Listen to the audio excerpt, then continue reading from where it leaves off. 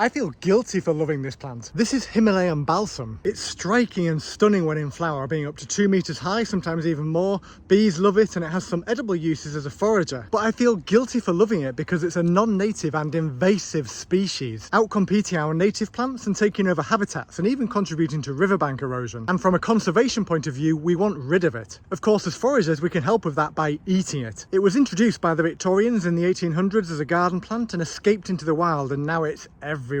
You'll find the plant in some form from March to September, maybe even into October, and it's typically found in woodlands, damp meadows, alongside rivers, canals, lakes. Now, all parts are edible, but I'd only recommend the leaves themselves when they're very young, effectively a seedling. It produces 2 leaves in its seedling form that look like this, and they are soft, succulent with a mild but pleasant taste, and so are great in salads or cooked like asparagus. If you're cooking them, just blanch or saute them for a crisp, fresh flavour. The downside when they are young like this is that it's harder to identify them, so be careful, but a good strategy is to note where they're growing now and then go back in spring.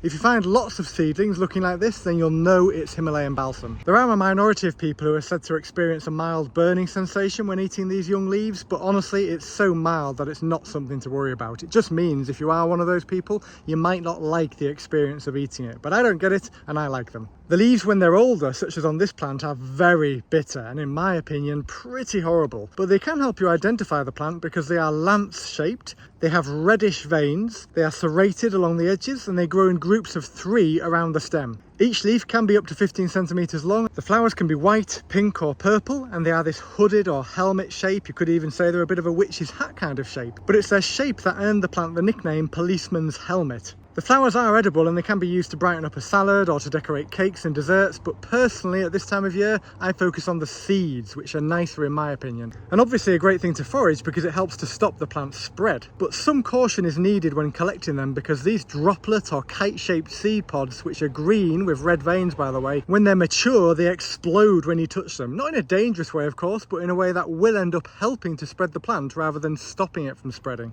The seeds can be flung literally meters, and this dispersal mechanism and the fact that it produces such a high volume of seeds is the main reason that this plant spreads so aggressively.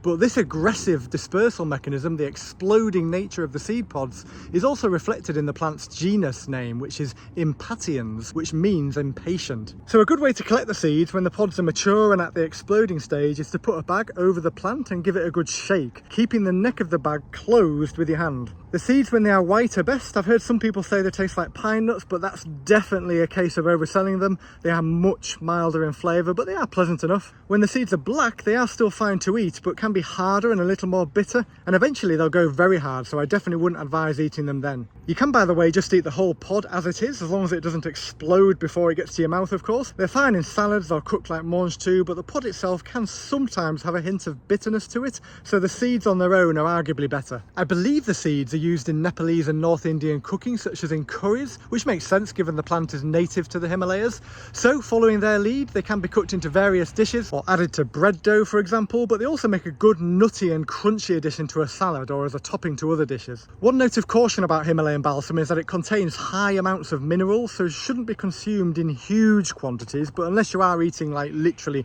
massive amounts of it, you should be fine on that front. It also contains calcium oxalate, which can cause kidney stones, but A, you would again have to eat a tremendous amount of it to cause kidney stones, and B, the calcium oxalate is broken down and leached out by cooking. That said, if you have arthritis, kidney or bladder stones, gout or anything like that, it's probably best to avoid eating this plant, certainly in any significant quantity. But for everyone else, I would say it is safe to consume in the quantities you would realistically eat it in, whether that's raw or cooked. The stems, by the way, have a reddish tinge to them. Sometimes they look completely red, but they are too fibrous to be nice to eat. But they are hollow with these swollen nodes where the leaves attach. And this hollow nature of the stem means they can be sliced up and turned into biodegradable straws or pea shooters for kids. It is an amazing and beautiful plant, but remember it is illegal to help this plant spread. But if you forage it and are careful how you handle it when you collect the seeds, you can definitely play your part in helping to control it.